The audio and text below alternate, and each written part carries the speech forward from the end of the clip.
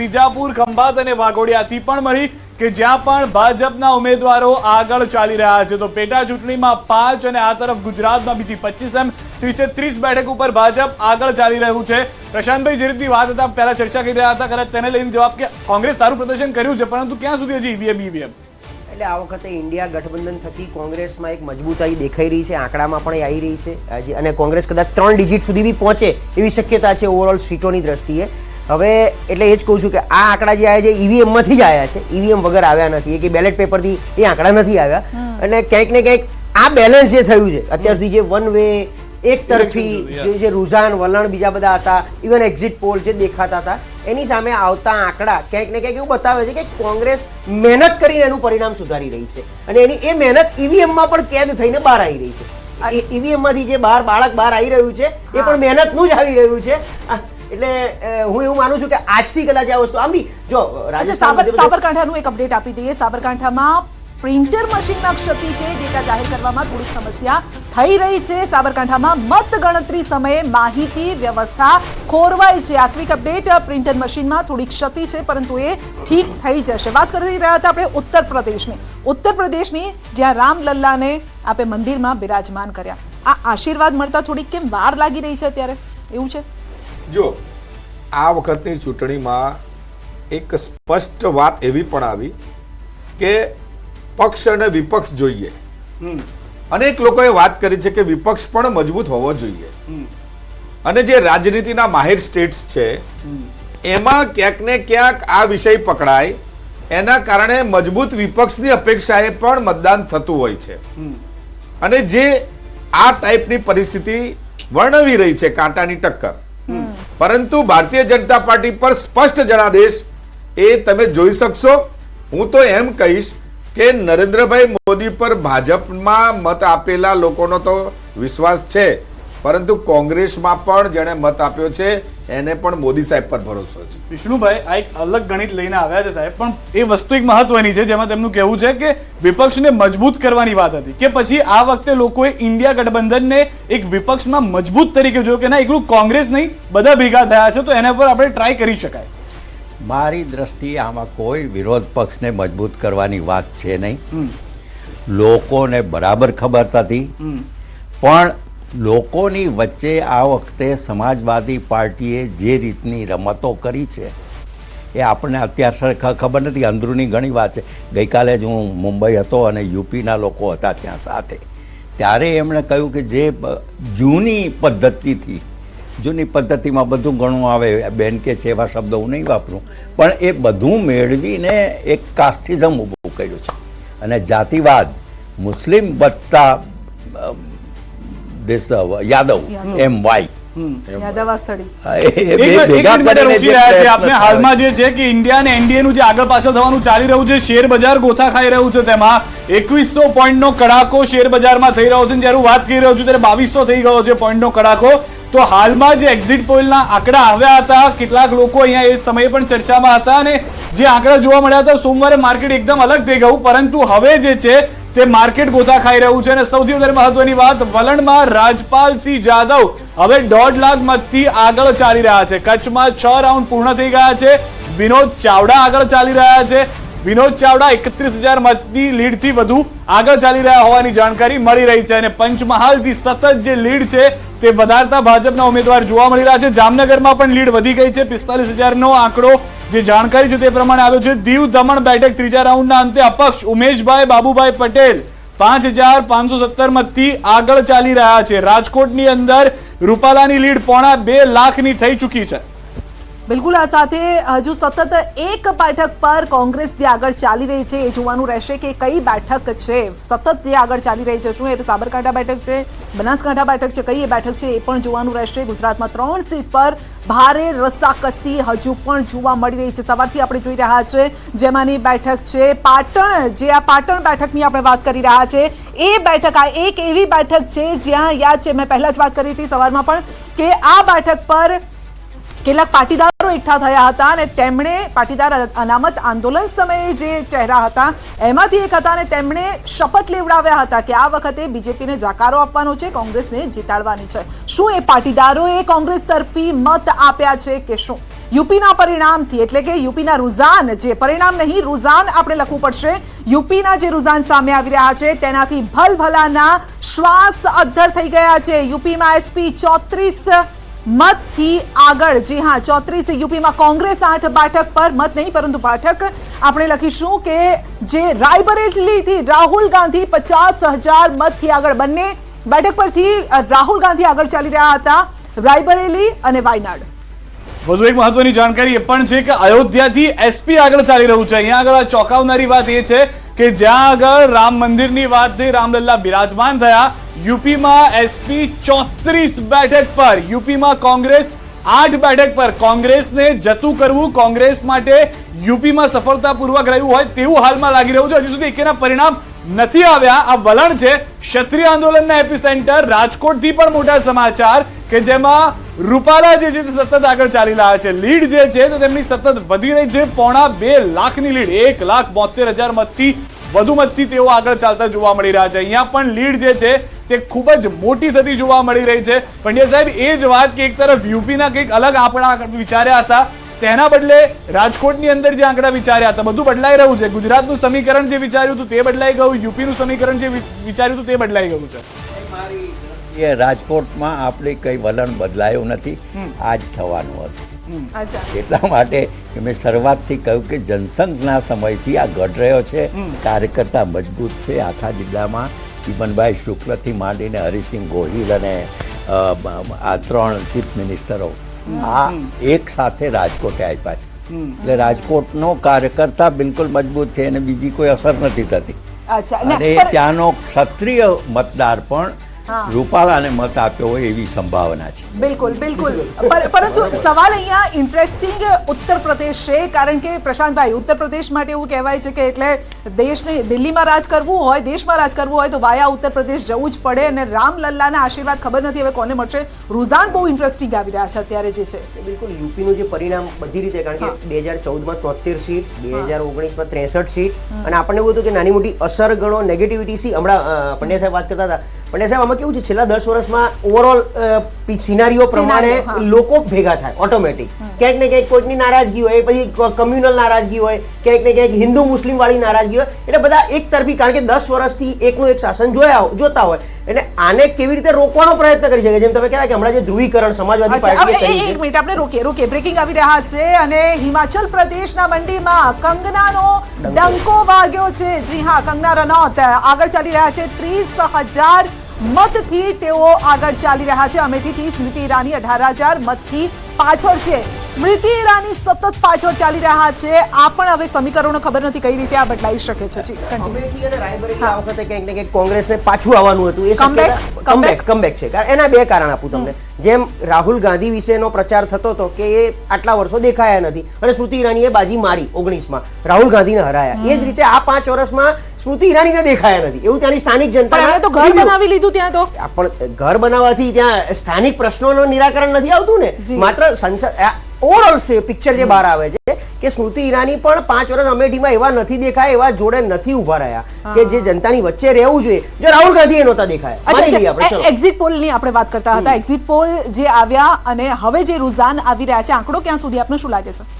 I think exit પોલના દિવસો પણ આપણે જોડે હતા અને ત્યારે આપણે વાત થતી હતી કે 325 એનડીએ ક્રોસ ન કરી શકે ઓવરઓલ. અને આપણે જે હમણાં વાત થઈ મજબૂત વિપક્ષની જરૂર છે. કદાચ આ જો 353ની સીટ પણ જનતાએ જ આપી હતી ગઈ વખતે, 303 સીટ બીજેપીને પણ જનતાએ જ આપી હતી. તો આ વખતે જનતા જ નક્કી કરી રહી છે. અને ઓવરઓલ બેલેન્સિંગ જે થઈ રહ્યું છે બહુ બધા રીઝનથી થઈ રહ્યું છે. એવું નથી. હા, મોદી સાહેબ એનડીએના કામ બોલે છે અને એ કામના હિસાબે આમ જોઈએ તો બીજેપીએ કયા દિવસે 272 સ્પષ્ટ બહુમતીથી મોદી સાહેબ આવ્યા પછી બનાવી છે, જ્યારે બનાવી છે ત્યારે.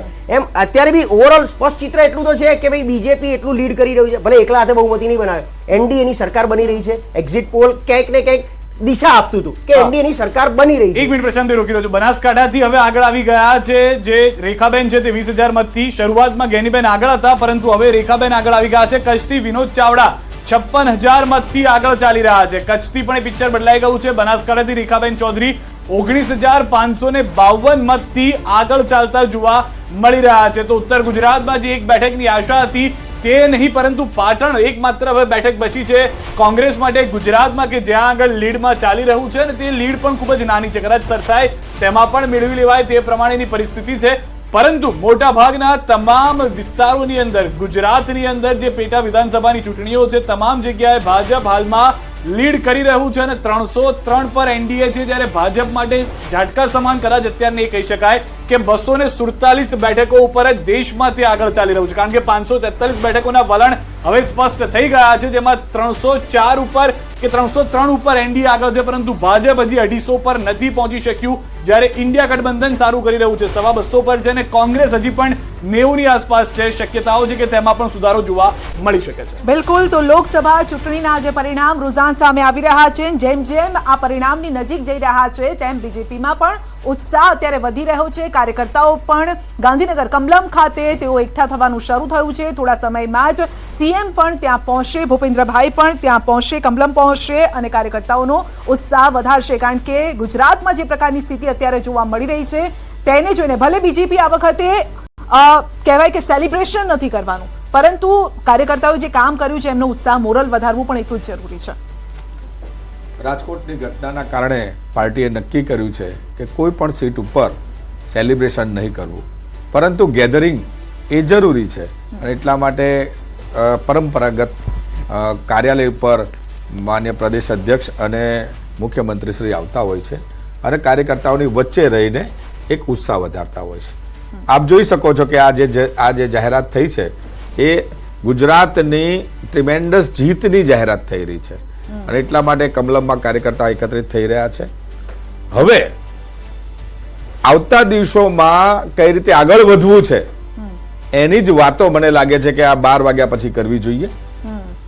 લેખાજોખા ઘણા થઈ શકે. એક બેઠક પર હજુ પણ પેચ ફસાયેલો છે.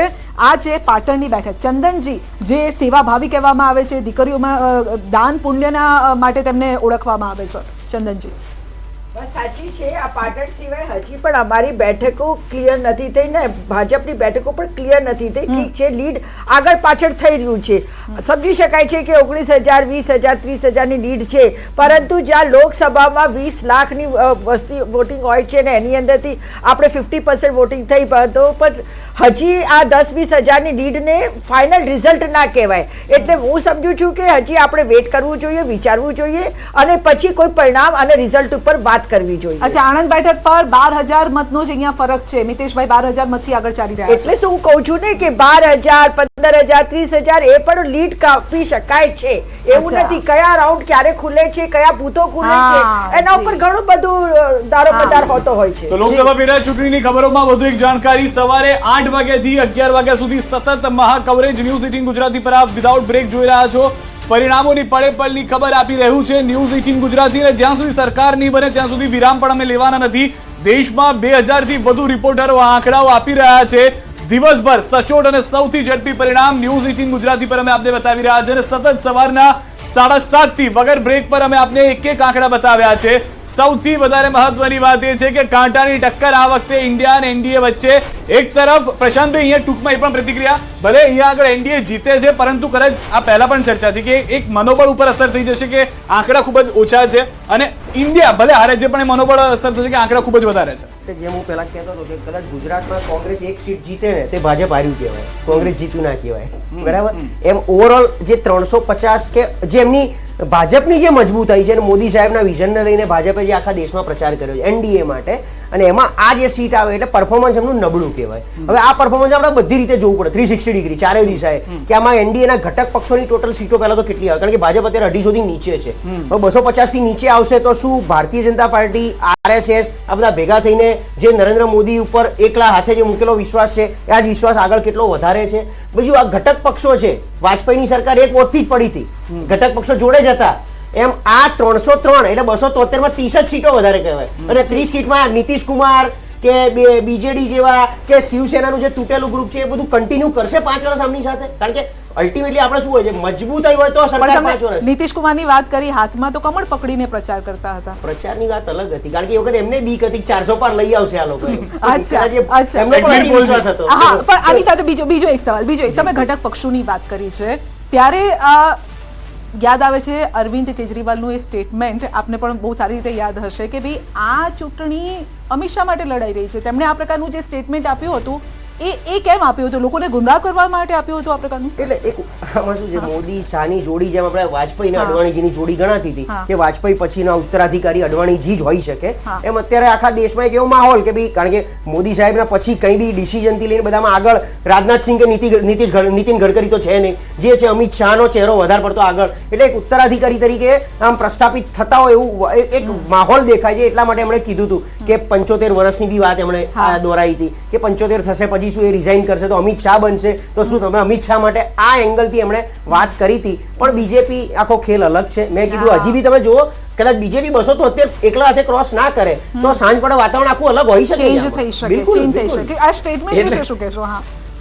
આ વિષય રાજકીય વિશ્લેષક તરીકે પ્રશાંતભાઈ ખૂબ સરસ રીતે મૂકી બધાને મજા લાવી શકે છે, પણ આ મજાનો વિષય નથી.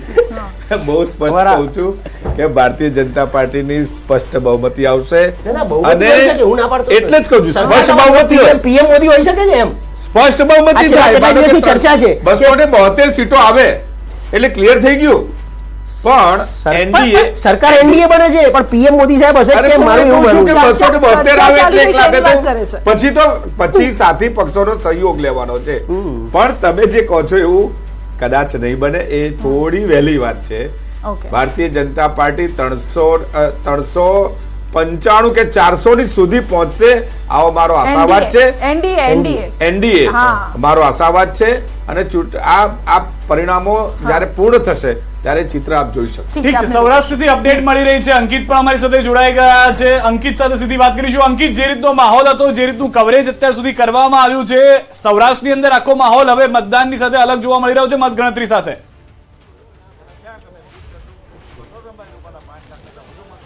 ચોક્કસ, ખાસ કરીને વાત કરવામાં આવે તો રાજકોટ લોકસભા મતવિસ્તારની વાત કરીએ તો જે પ્રમાણે પરિણામો સામે આવી રહ્યા છે અને 7મો રાઉન્ડ છે તે હાલ અત્યારે શરૂ થઈ ચૂક્યો છે, પરંતુ અત્યાર સુધી 6 રાઉન્ડની મતગણતરી પૂરી થઈ ચૂકી છે. 7મો રાઉન્ડ શરૂ થઈ ચૂક્યો છે. એક પણ રાઉન્ડની અંદર પરેશ ધાનાણી છે તે આગળ જોવા નથી મળ્યા. ક્ષત્રિય જે સમાજની જે વિરોધ હતો, ખાસ કરીને એપીસેન્ટર રાજકોટ રહ્યું હતું, પરંતુ તેની કોઈ વિરોધની અસર રાજકોટ ઉપર જોવા નથી મળી રહી અને 1,86,000થી પણ વધુ મતોથી છે તે પરસોત્તમ રૂપાલા છે તે આગળ જોવા મળી રહ્યા છે. ત્યારે ભારતીય જનતા પાર્ટીના પ્રવક્તા છે તે આપણી સાથે છે, રાજુભાઈ ધ્રુવ સાથે વાતચીત કરીશું. રાજુભાઈ, શું કહેશો? ક્ષત્રિય સમાજના વિરોધની કોઈ પણ અસર રાજકોટ સીટ ઉપર હાલ પરિણામમાં જોવા નથી મળી રહી. માનું છું કે દેશની પ્રજા, ગુજરાતની પ્રજા, સૌરાષ્ટ્રની પ્રજા, રાજકોટની પ્રજા નરેન્દ્રભાઈ મોદીને ત્રીજી વાર વડાપ્રધાન બનતા જોવા માંગતી હતી. નરેન્દ્રભાઈ વડાપ્રધાન બનાવવાની હેટ્રિક નોંધાવે એવું સૌરાષ્ટ્રની પ્રજા, રાજકોટની પ્રજા ઈચ્છતી હતી. દેશની એકતા, અખંડિતતાની વાત હોય, પ્રમાણિક પારદર્શી શાસનની વાત હોય, ત્યારે પ્રજાએ નરેન્દ્રભાઈ મોદીને પસંદ કર્યા છે. નરેન્દ્રભાઈ મોદી વડાપ્રધાન બને એટલા માટે ભારતીય જનતા પક્ષના સૌરાષ્ટ્રના તમામ સંસદ સભ્યો, લોકસભાના ઉમેદવારો જંગી બહુમતી સાથે આજે આગળ વધી રહ્યા છે. ત્યારે હું માનું છું સમાજના તમામ વર્ગોએ દેશની એકતા, અખંડિતતાને મત આપ્યો છે, વડાપ્રધાન નરેન્દ્રભાઈ મોદીને મત આપ્યો છે. ત્યારે હું આજે સ્પષ્ટપણે કહીશ કે સમાજના તમામ વર્ગો વિકાસની સાથે રહ્યા છે, નરેન્દ્રભાઈ મોદીની સાથે રહ્યા છે.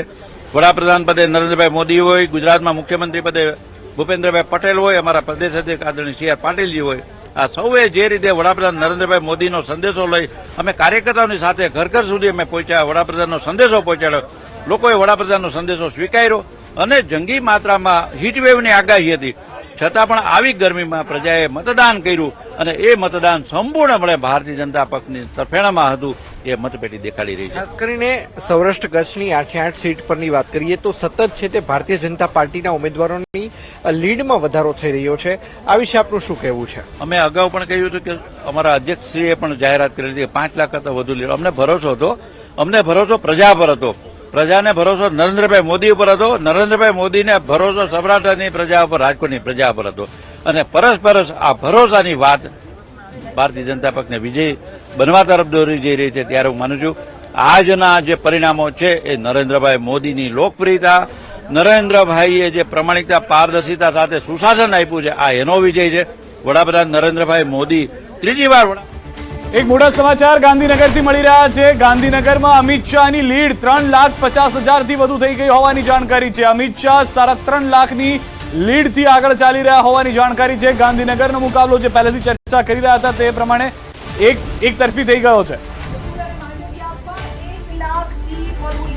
આગળ ચાલી રહ્યા છે તો મોટા સમાચાર છે અને સૌથી મોટી વાત એ છે ગાંધીનગર લોકસભા બેઠક સૌથી મહત્વની આ બેઠક છે અને હિસ્ટોરિકલ આ બેઠક પણ કહેવામાં આવે છે બીજેપી માટે, એટલા માટે કારણ કે પોરબંદરથી મનસુખ માંડવિયા પણ 1 લાખ મતથી આગળ ચાલી રહ્યા છે. કેન્દ્રમાં મંત્રી અને ત્યારબાદ તેઓ ગ્રાઉન્ડમાં ઉતર્યા અને ગ્રાઉન્ડમાં જનાદેશ લેવા માટે તેઓ ઉતર્યા હતા. એટલે ઇન્ટરેસ્ટિંગ આ વખતે વાત એ પણ રહી કે એવા ચહેરાઓને મેદાનમાં ઉતારવામાં આવ્યા જેઓ કદાચ પહેલા ચૂંટણી લડ્યા પણ ન હતા. આખા દેશની આપણે વાત કરી રહ્યા છીએ એવા ચહેરાઓ જે મોટી જવાબદારી દેશમાં નિભાવી અને ત્યારબાદ તો પંચમહાલથી રાજપાલસિંહ જાદવ 2 લાખ મતથી આગળ ચાલી રહ્યા છે. આ એવો વિસ્તાર પંચમહાલમાં ગ્રામ્ય વિસ્તાર છે, ટ્રાઇબલ વિસ્તાર છે, આદિવાસી વિસ્તાર છે, ખેડૂતો ત્યાં મોટી સંખ્યામાં છે અને આ એવા વિસ્તારમાંથી પંચમહાલ રાજપાલસિંહ જાદવ જ્યારે આ નામ પણ આવ્યું ત્યારે લોકો પણ ચોંકી ઉઠ્યા હતા. તો તેઓ પણ 2 લાખથી વધુ મતથી આગળ ચાલી રહ્યા છે.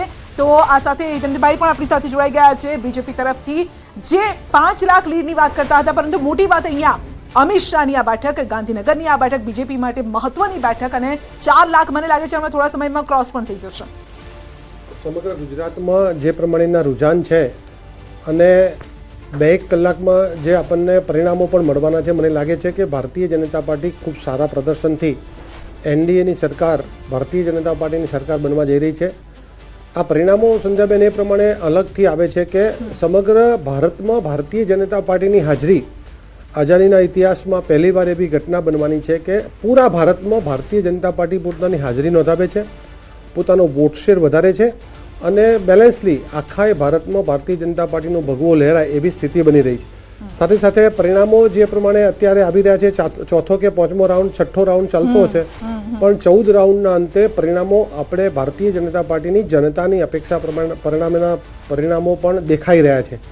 જનતાનો જે નરેન્દ્રભાઈ પરનો ભરોસો છે, ભારતીય જનતા પાર્ટીએ પાછલા 55 વર્ષની સરખામણીએ આ 10 વર્ષમાં જે પરફોર્મન્સ આપ્યું છે, જે પ્રમાણે પાર્ટીએ કામો કર્યા છે, લોકોની અપેક્ષામાં ખરા ઉતરવાનો પ્રયાસ કર્યો છે, મને લાગે છે કે પરિણામોમાં પણ એ રિફ્લેક્ટ થવાનું છે. ક્યાંક ને ક્યાંક નાનો મોટો ઉલટફેર આપણે જોઈ રહ્યા છે, પણ પરિણામને અંતે અમારો જે આંકડો છે, અમારી જે અપેક્ષા છે, જનતાના જે આશીર્વાદથી જનતાની પણ જે અપેક્ષા છે એ પ્રમાણે પરિણામો આવશે. મોટી વાત એ પણ છે પંડ્યા સાહેબ, અહીંયા આગળ હવે આ તમામ જે વાતો થઈ રહી છે, કયા કારણો જોઈ રહ્યા છો કે આટલો મોટો જે ફરક? કેમ કે અત્યાર સુધી આપણે વિચારીને બેઠા હતા કે એક વન સાઇડેડ કદાચ ક્લિયર થઈ ગયું હશે સરકારને લઈને, અને તેનો આઈડિયા છે કે શેર બજાર પણ આપ જો 2900 પોઈન્ટનો કડાકો શેર બજારમાં પણ આવી ગયો છે. એ લોકોએ પણ આપણી જેમ જ વિચાર્યું હશે કે એક તરફું કદાચ થઈ ગયું હશે 11 સાડા 11 સુધીમાં. આ ન થવાનું કારણ અથવા આવું થવાનું કારણ શું? એ આ પહેલેથી આપણે માની લીધું હતું, મોટાભાગે પ્રચાર જ એ પ્રકારનો હતો અને નેરેટિવ્સ પણ એટલા જ હતા. એની વચ્ચે લોકોને એમ જ હતું કે માત્ર અને માત્ર ભાજપ આવશે, એનડીએ આવશે. હવે એક રીતે આ એક દ્રઢ વિશ્વાસ હતો, પણ બીજી બાજુ મેચ્યોર લોકશાહીનો મતદાર છે, એને પણ સાવ કોઈ એક જ સાગમટું બધું કોઈને આપી દેવું એવું ક્યારેય નથી. જવાહરલાલ નહેરુના સમયમાં પણ નહોતું. અને એ વખતે તો એવું કહેવાતું હતું કે કોંગ્રેસ કોઈ ઉમેદવારને બદલે ઝાડ કે વીજળીનો થાંભલો ઊભો રાખે મતદાર તો એ પણ જીતી જતા. હવે એવા સંજોગોમાં પણ પાર્ટી લોકોએ ધીરે ધીરે આ જો ભાજપ 1952થી શરૂઆત કરી, શરૂઆતમાં સર 1 મિનિટ માટે રોકી રહ્યો છું. વિધાનસભાની પેટા ચૂંટણીના હાલના વલણમાં ભાજપનો દબદબો સ્પષ્ટ જોવા મળી રહ્યો છે. 5 બેઠકોની પેટા ચૂંટણીમાં હાલ ભાજપ ઉમેદવારો આગળ ચાલી રહ્યા છે. ગુજરાતની આ વાત કરી રહ્યા છે. પોરબંદર, વિજાપુર, માણાવદર પેટા ચૂંટણીમાં પણ ભાજપના જે ઉમેદવારો છે તે આગળ ચાલી રહ્યા છે. તો ખંભાત અને વાઘોડિયામાં પણ તે પ્રમાણેની પરિસ્થિતિ જોવા મળી રહી છે. તો સ્પષ્ટ થઈ ચૂક્યું છે કોંગ્રેસથી આવેલા 4 ભાજપ ઉમેદવારો હાલ આગળ ચાલી રહ્યા છે કે જેઓ ભાજપમાં જોડાયા અને ફરી એક વખત ચૂંટણીમાં મેદાનમાં આવ્યા હતા. તમારી એ જ વાતને આગળ વધારું કે આ જે વિધાનસભા પેટા ચૂંટણીઓમાં જે કોંગ્રેસના લોકો હતા એ આવ્યા છે. એટલે બાપ્ટિઝમ આપણે ત્યાં ક્રિશ્ચિયન પેલામાં કહેવાય છે કે પવિત્ર થઈ ગયા એમ માનીને ચાલ્યા. અને પણ લોકોએ ઉમેદવારને પસંદ કર્યા છે. એ કોંગ્રેસનો હતો છતાં ભાજપમાં પણ આવ્યો અને સારો ઉમેદવાર છે. ઉદાહરણ તરીકે અર્જુન મોઢવાડિયા તો માણસે કામ કર્યું છે અને એ ભાજપમાં આવીને એણે સાચી રીતે, સાચી જગ્યાએ, સાચી પરિસ્થિતિમાં એ બદલો લાવ્યા. નહીં તો એને કંઈ લાવવાની જરૂર નહોતી. એ તો ત્યાં પોતાની રીતે સુખી હતા, પણ એને વધારે સુખી થવું વધારે સુખી થવા માટે